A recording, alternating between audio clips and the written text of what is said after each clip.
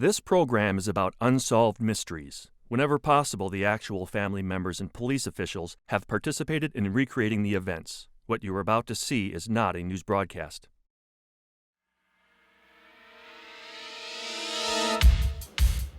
In 1987, Withville, Virginia was deluged by an unprecedented wave of UFO sightings. For newsman Danny Gordon, the man at the center of the storm, the sightings began a series of threatening phone calls and break-ins, which made him regret that he ever went public with the story. When a newspaper reporter in Ohio began researching several unconnected murders, he had no idea that his investigation would take him into a dark and dangerous subculture and put him on the trail of a possible serial killer. 70 years ago, a man named Bill Beatty had a vision. He would build a magnificent castle in the rolling hills of New Jersey. Today, many people believe they have seen his ghost roaming the grounds, unable and unwilling to leave his masterpiece. Join me for another edition of Unsolved Mysteries.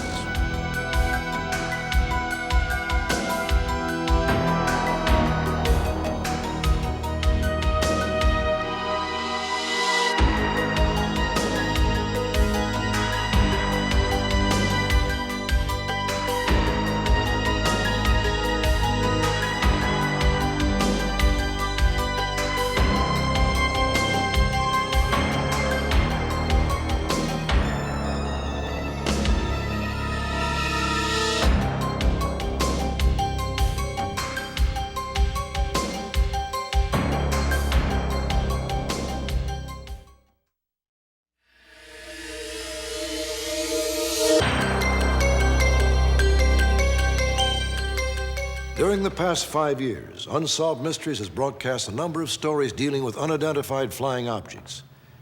Viewed in retrospect, they chronicle the history of UFO sightings in America and Europe. Today, most of us take tales of UFO sightings for granted, yet the phenomenon was virtually unheard of until just after World War II.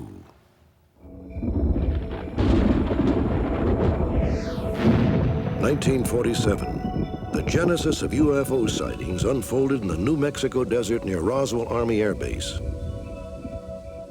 Military investigators were called in to examine the debris of an unknown aircraft. The incident was thoroughly documented and even publicized. Incredibly, a few eyewitnesses claimed that alien life forms were also recovered. Ultimately, the authorities denied the entire affair and insisted the UFO was nothing more than a downed weather balloon. 18 years later, in 1965, residents of a small Pennsylvania village observed a fiery object streak through the sky, then fall to Earth. Many witnesses saw an Air Force radar squadron hauling the object away. The military dismissed the sighting as a meteorite and insisted that nothing was ever recovered. Over the next 25 years, reports of close encounters proliferated, many of them on or near military bases. One of the most remarkable occurred on December 26, 1980, at Bentwaters, an American air base in England. There's definitely something up there.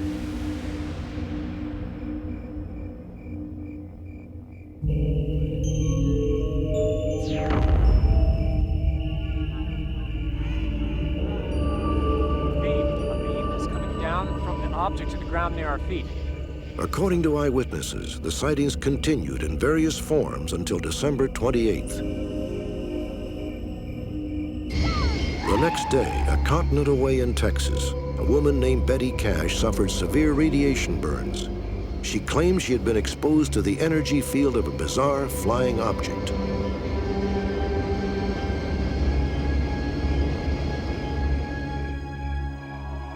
Most recently, between 1989 and 1991, thousands of people in Belgium reported a literal invasion of strange unearthly crafts.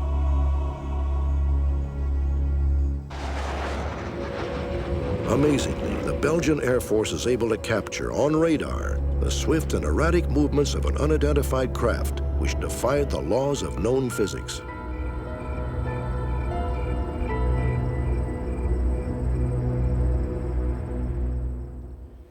For those of us who've never encountered a UFO, reports of such events often sound far-fetched. In fact, some eyewitnesses who go public risk becoming the object of ridicule and scorn. Others are simply ignored. In either case, an acknowledged UFO sighting can profoundly change a person's life in ways that he or she never imagined possible.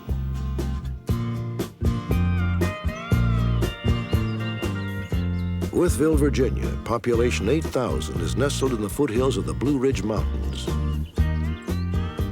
Country music station WYVE calls itself the voice of Wytheville.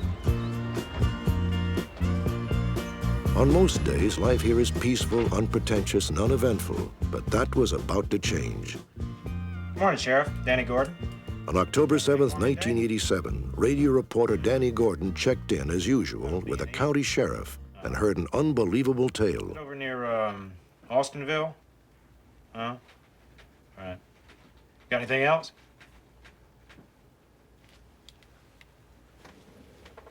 You're kidding me. 3 Wythe County Sheriff's deputies, all former military men, claimed they had seen a UFO. Well, when was that? Okay, Danny, you're on in 3, 2, 1. Unidentified flying objects have been sighted over Wythe County on Monday and Tuesday evenings. The Wythe County Sheriff... There was a filler piece that came on at the end of the news, which I usually relegate to something that's maybe unusual, like we had one police officer had killed 5 chickens once with 2 shots, and that was a story that ran as kind of a ha-ha piece. And this was another ha-ha piece, and being a very skeptical newsman, it was definitely not in my lead part of my news. Danny Gordon's fluff story sparked unprecedented listener reaction. Reports of UFO sightings poured into WYVE. With a switchboard jammed, Gordon finally set up a special call-in program for the evening of October 19th, 1987. Hello, this is Danny Gordon. You're on the air. Go ahead, please. What follows is based on verbatim transcripts of the actual telephone calls. It was very, very huge. It was long and it didn't have any sound. It had a big light on the front, one in the center, and one in the back. Well, it kind of looks something about like an egg shape to me. What we could see was red, green, and white, sort of flashing lights. We saw a plane go by with, red flashing lights. We knew it wasn't a jet of any sort. Okay, well, I appreciate that. Thanks a lot. Well, being a brass tacks journalist, I always believe there is a plausible, logical explanation. And I felt at that time that it was military of some nature and that we would find the reason in a short period of time. Danny Gordon thought the UFOs are most likely experimental aircraft being tested out of Virginia's Langley Air Force Base. But he was repeatedly told by the military that there was no testing going on. As more and more residents had sightings, the military did come up with one explanation. Everybody had been telling us that what people were seeing were planes refueling. And so I said, well, I didn't know that's how they did that. And then I thought, well, why are they doing that down over my house? Isn't this something they should be doing away from populated areas? I called the Pentagon and talked to the Air Force general there, who told me if they were refueling under 13,000 feet, then somebody's butt's in a sling. And to this day, we don't know if they were refueling at 5,000 feet. But at the same time, I have asked, if it is military, then I'll back off the story and leave it alone if you tell me, because I'm a patriot. And each time I'm told it's not us, we're not doing it, and we haven't been doing it. On October 21st, just 2 weeks after the original report, Danny Gordon and a friend, Roger Hall, drove to the area south of Wytheville where most of the sightings had occurred. They brought along a 35mm still camera, as well as a video camera. We were headed home after 2 hours of fruitless searching, about 8:45 on Route 21 South coming into Wytheville, and just happened to look to my left and saw a very unusual object coming across the horizon. What's that? What? Over there, some lights or something. I'm gonna pull over.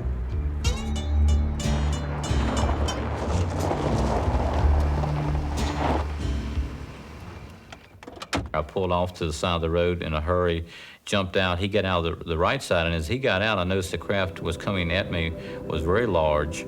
It had a dome shape to the top of it, had no wings, and had what appeared to be a strobe putting out multicolored lights on the right side of the craft. What the hell is that? I don't know. It was probably less than 1,000 feet away and 1,000 feet high at the maximum. We guessed it being at least 2 football fields in diameter. You could see 3 huge, looked like picture windows in the back of it that were lit from the inside out. As I watched the sky, from the left came a red ball. As a big mothership went into a small skiff of clouds, the red ball docked with the craft. It was like you were watching a computer game and watching these things develop on the video screen.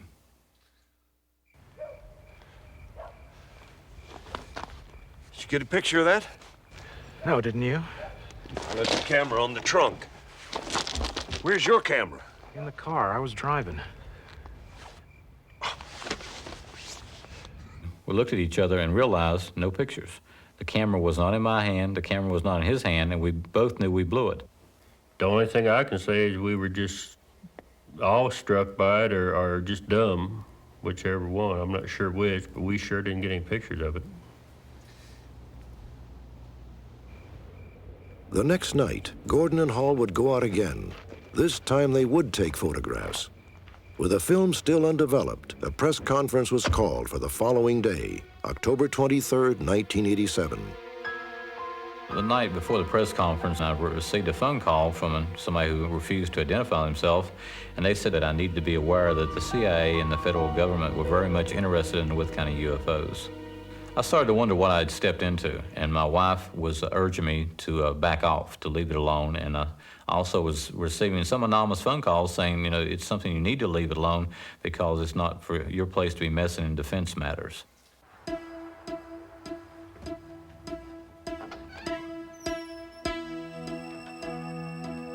Becky? After the press conference, Gordon discovered that his house had been broken into. Becky? Oddly, nothing was stolen, and Gordon is convinced that someone was looking for the photographs. When developed, the pictures revealed only vague streaks of light in the sky. But Danny Gordon would soon have another opportunity to photograph the UFOs. 6 weeks later, on December 2nd, Danny, his wife, and daughter were leaving the local mall when they encountered some unexpected visitors.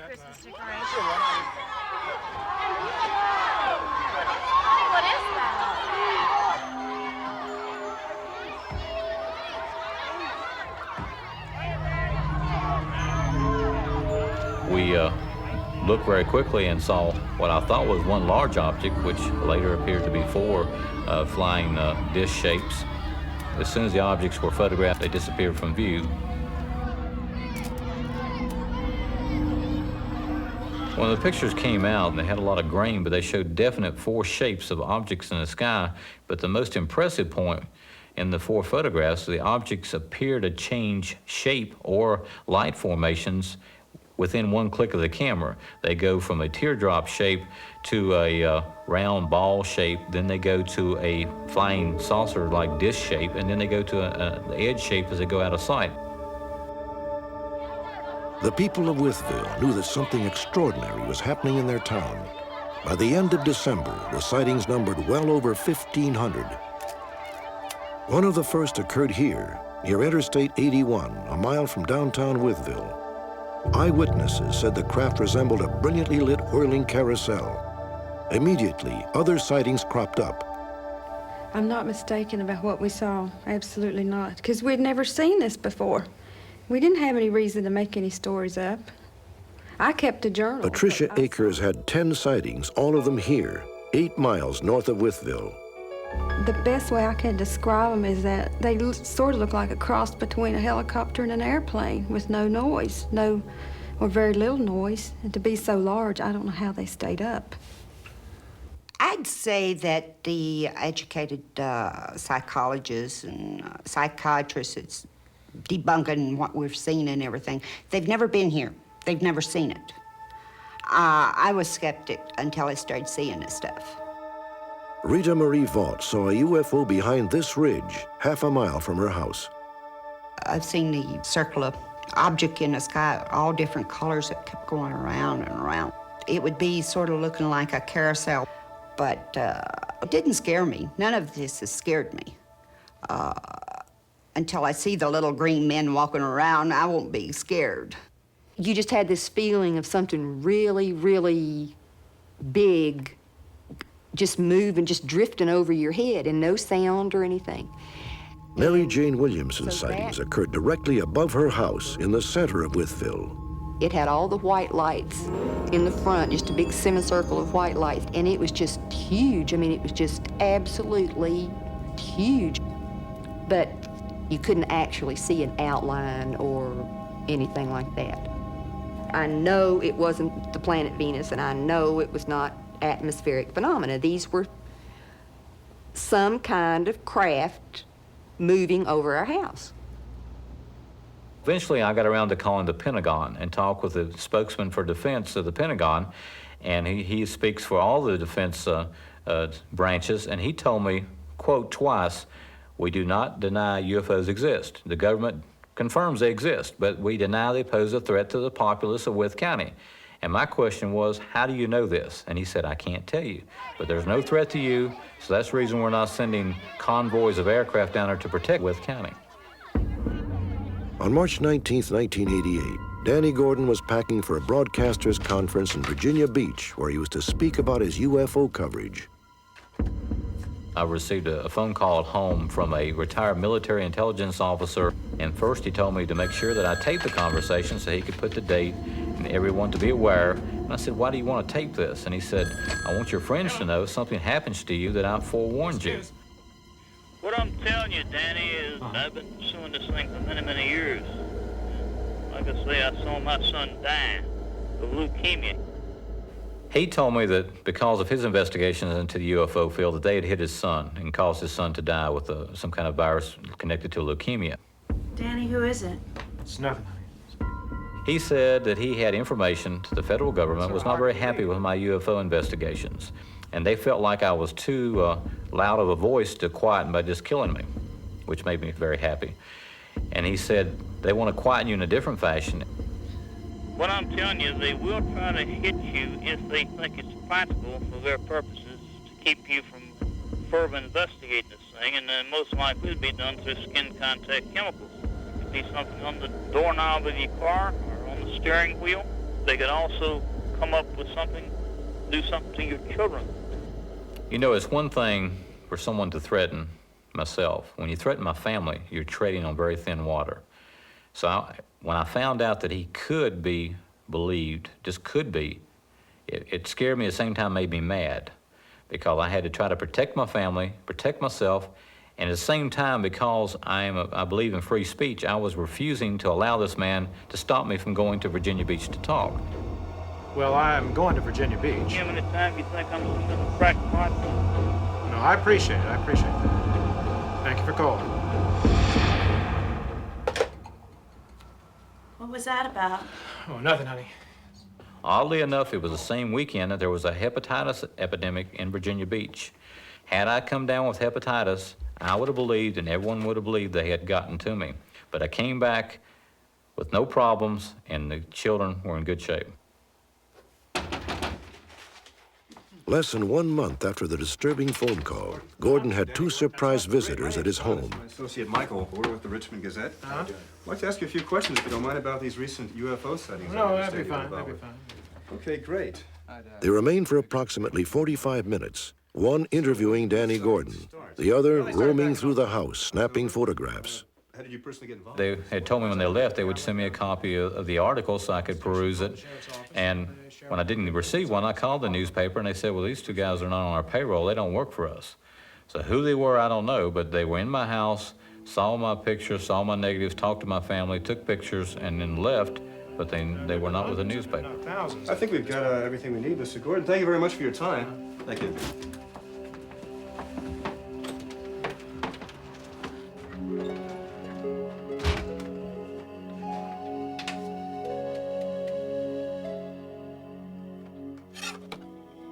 A few weeks later, Danny Gordon sat down to organize and catalog his UFO photographs.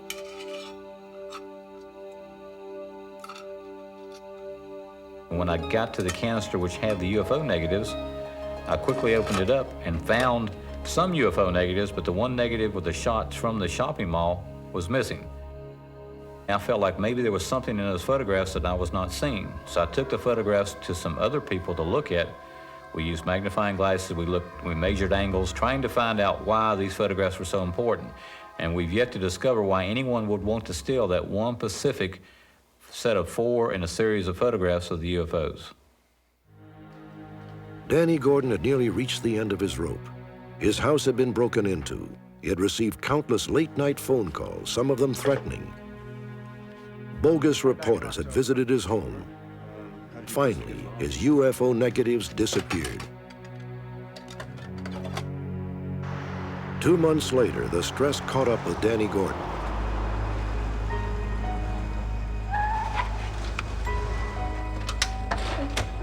Somebody help us, please. What's going on? He just keeled over. He was getting ready for work. I think he's having a heart attack. How you doing, sir? What happened? Not so well. Doctors would later determine that the attack had been brought on not by heart problems, but by severe exhaustion. Danny Gordon was cautioned that continued involvement with the UFO controversy could jeopardize his health. I myself have not had a sighting since December of 1990, but purposely I don't go out and look because it's upset my life enough. I would just as soon never see a UFO again in my lifetime. If I had my choice, I'd not report the UFO story again. It's just been too hard on my life and created too many problems. Don't look up, because once you look up and you tell somebody what you saw, your life is changed forever.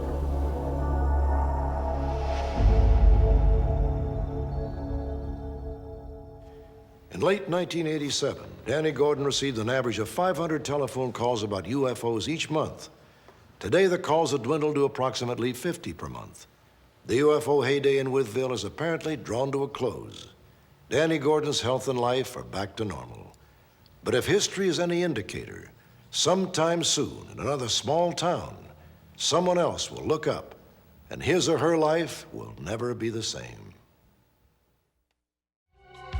Next, in Ohio, a reporter's curiosity leads to a statewide hunt for a possible serial killer.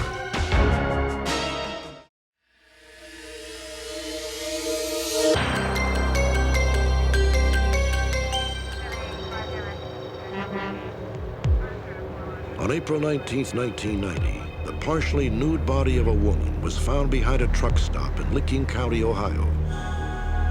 She had been beaten to death. All of her jewelry and some articles of clothing were missing. About the bruising on the eye. Despite an extensive investigation by county sheriffs, the victim was never identified.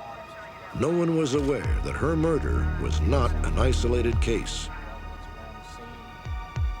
4 years earlier, the body of this woman, 23-year-old Shirley Dean Taylor, was found behind a traffic barrier on Interstate 71 in nearby Medina County. Taylor, a known prostitute, had also been beaten to death. Let's get her down to the county morgue. As in the case of the Jane Doe, all jewelry and several pieces of clothing had been removed from the body. No one would connect the nearly identical murders until 1990. In November of that year, Michael Behrens, a reporter for the Columbus Dispatch, began preliminary research for a possible story on serial killers. I had remembered a statement that an FBI agent had once said that prostitutes make the ideal serial killer victim because they're transient and often their disappearances aren't reported immediately. So I started looking at prostitute deaths all across Ohio, primarily using newspaper stories as the way to track those deaths. Behrens began to cross-reference unsolved murder cases in Ohio. A sinister pattern soon emerged. 8 women in 8 different counties had been beaten or strangled to death. Each was found alongside a major interstate. Each was a known or suspected prostitute. All these women who were killed in Ohio also worked at truck stops or were last believed to have been working at a truck stop. And that was the third major factor that started tying these deaths together.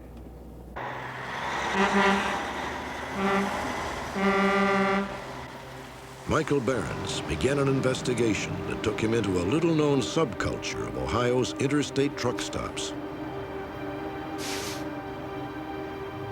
You drive by them and you see these restaurants and these trucks, but until you sit there, you don't see what the underbelly, the underworld of these little mini cities that form each night and then break apart each morning and come together.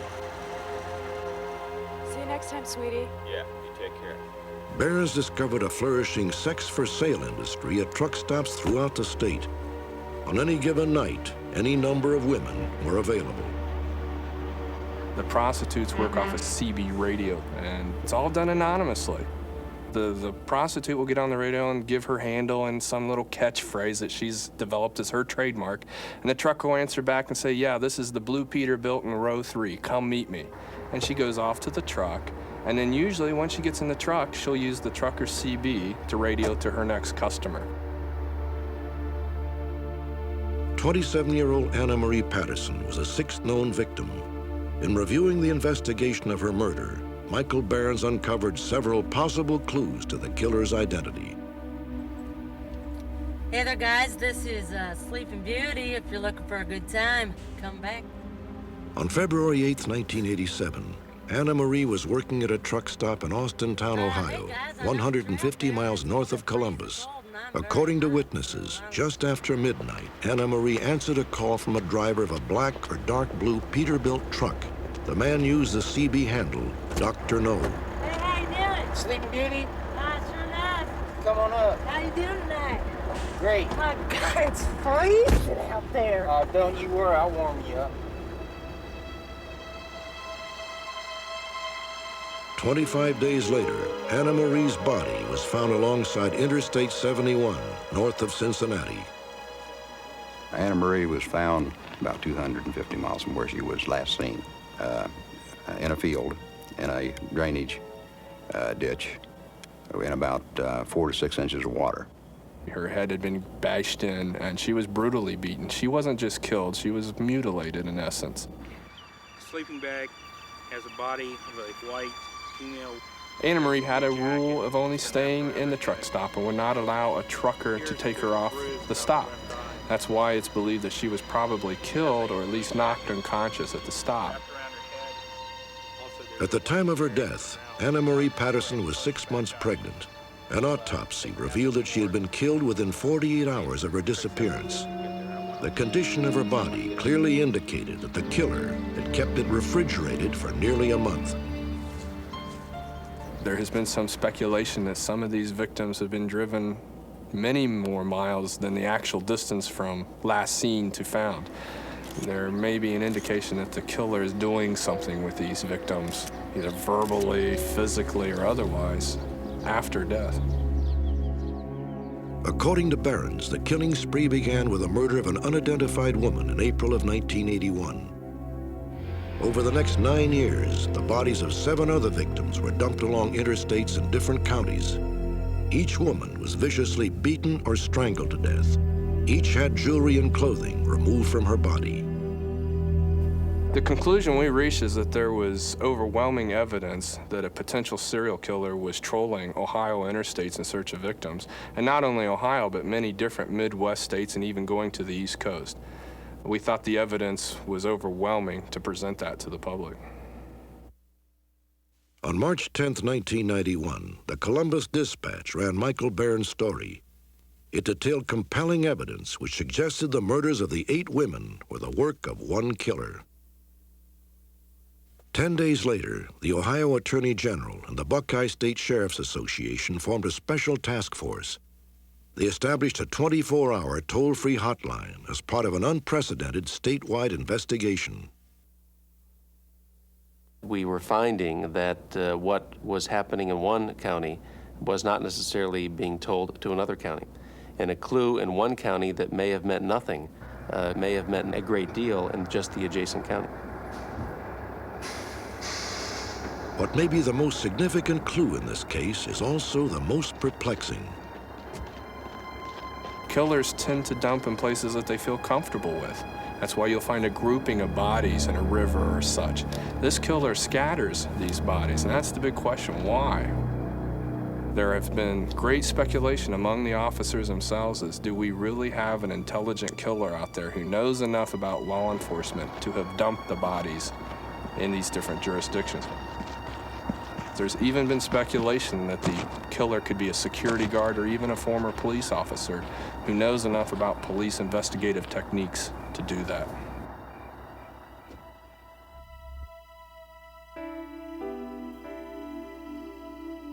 Michael Barnes is convinced that one killer is responsible for the 8 murders. He is equally convinced that the victims were all doomed by their occupation. I think the killer, no doubt, picked prostitutes because he knows that it does affect the quality of investigation.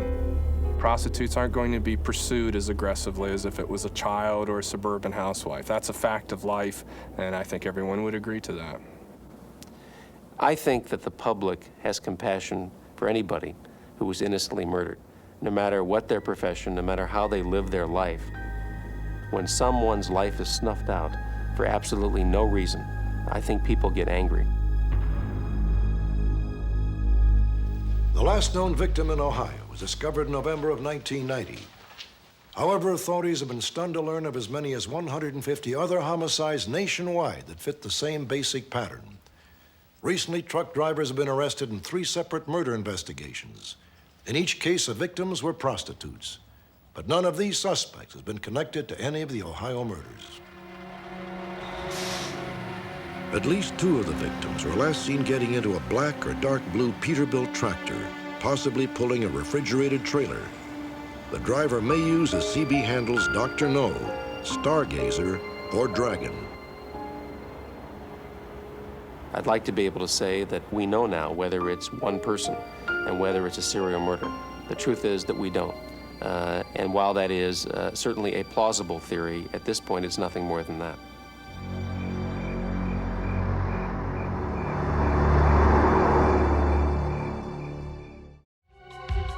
Stay tuned. An elegant mansion in New Jersey is said to be haunted by the ghost of its builder.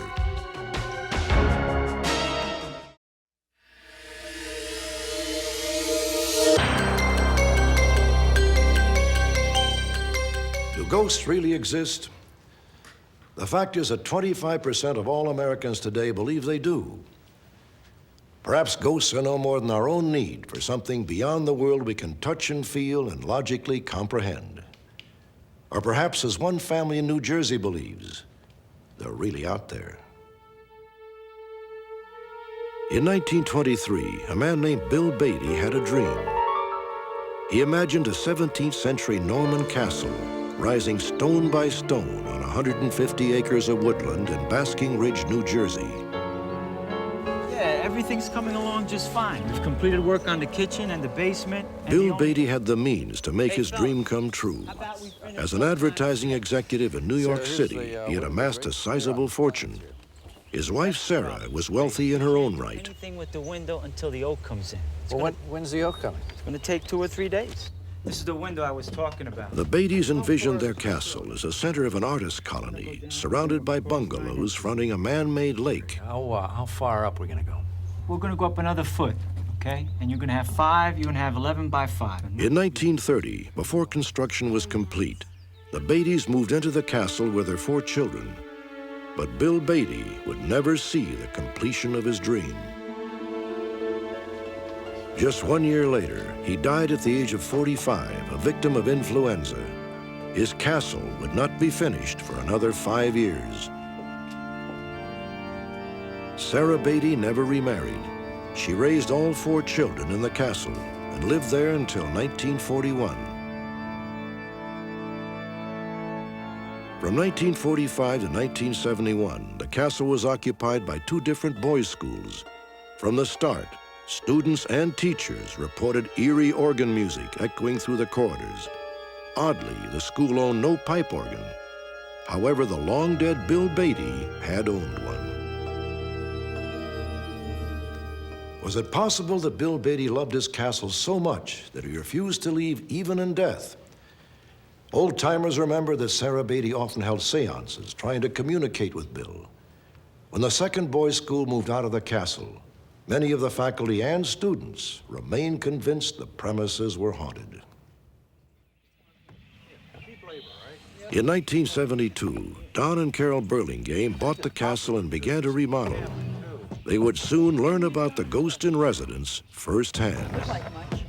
Carol was really the first one to feel some sort of presence, and she had a friend that was sort of an amateur parapsychologist. And we brought her in, and she said, well, there definitely is a presence here.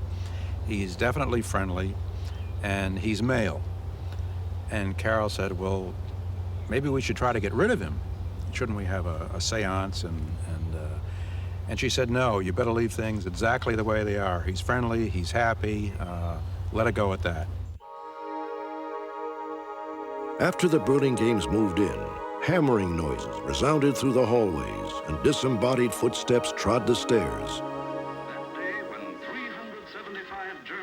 Before long, the ghost made his presence known in other, more high-tech ways. Much greater. Always right. Yeah. What's going on? Always right. I don't know. Yeah, it's featuring sports. Let me see if I can fix it.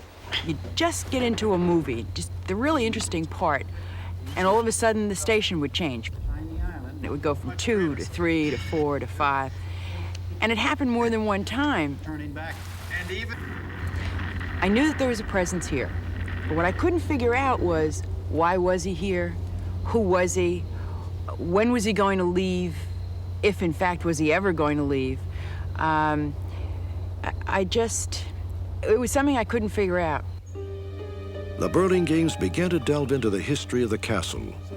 Soon Eugene Melville, who is now 78 years old, turned up. He had worked for Sarah Beatty from 1933 to 1937 and had his own remarkable tale of encountering the ghost. I said to him what I seen there, and they said they sensed something themselves, but they never seen him. But I have felt him there a lot, even though I've only seen him that once. I can truthfully say that was the only time I ever laid eyes on him, was that once.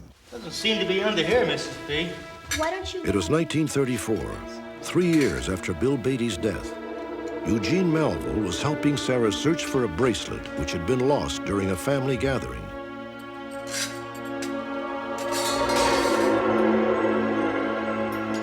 It's Bill. My husband. But he's dead, Mrs. B. But it was a figure of a man standing there. It didn't stay long there for me to examine it very good. It was just going just like that. It was scary. I don't know about this. It frightened the daylights out of me. He's back. And I never seen him again. I just never wanted to go in that balcony. I never went in there again. It bothered me. I passed by it, but to get me in there, to stand there, oh, forget it. I wouldn't go in there. Don and Carol Burlingame finally understood that they shared their home with a ghost of Bill Beatty. They believed that on one occasion, Bill demonstrated how much he cared about the castle. We decided we were going to go off for a little ride, and Carol was sort of a fresh air fiend, so she had all the windows open in the servants' wing where we were living. And Don said, you better close all the windows, it's supposed to rain. I said, no, it's not going to rain, don't worry about it, I'm leaving them all open. So I left them open, we went out, and it rained.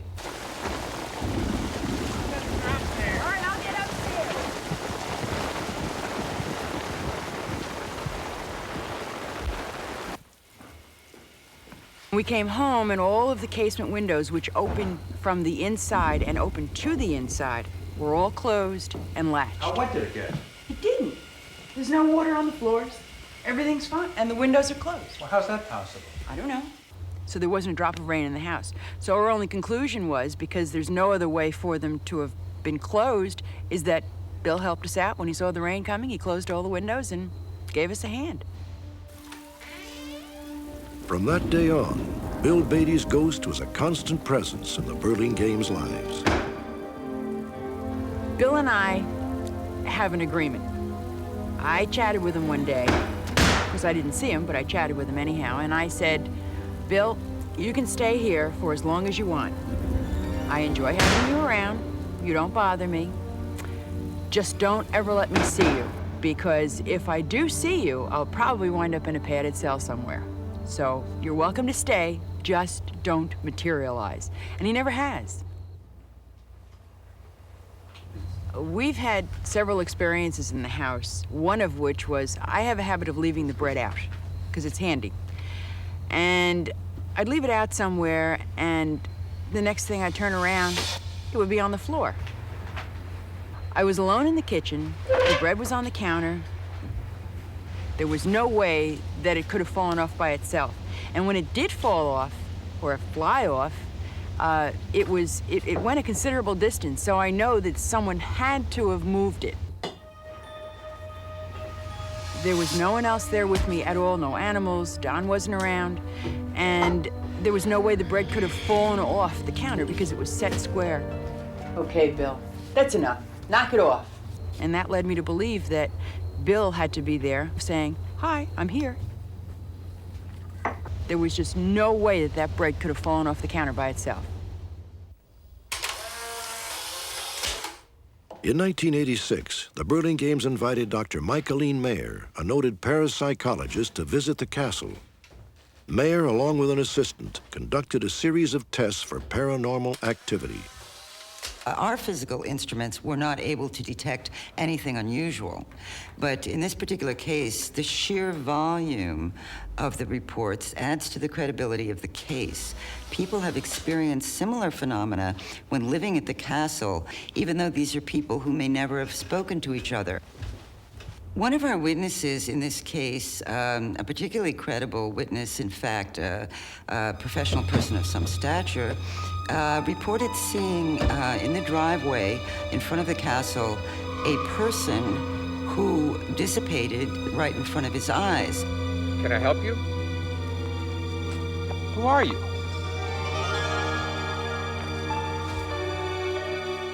I think the big news here is that persons can act as sensors, and when we quantitatively evaluate their responses, we find that we cannot dismiss this evidence as caused by coincidence. Well, the stair treads are going up on that second floor. Okay, come on. The key to existing with a ghost is if you can accept it, you can enjoy it. And when things happen, you just write them off as, oh, it must be the ghost, or it must be Bill, if you know who happen to know who it is, as in our case we do. And you can have fun with it. I firmly believe he will never leave the castle. The love of the thing maybe got the better of his soul. And I think that's the thing got such power, you know, is the soul. It's eternal. It's been said that the spirits of those who die with unfinished business are destined to wander for eternity. This would seem to be the case with Bill Beatty. In 1991, after nearly 2 decades in the castle, the Burlingames moved away. As far as they know, the ghost of Bill Beatty stayed behind. The Burlingames hope that when the castle is next sold, its new owners will enjoy the ghost's presence as much as they did.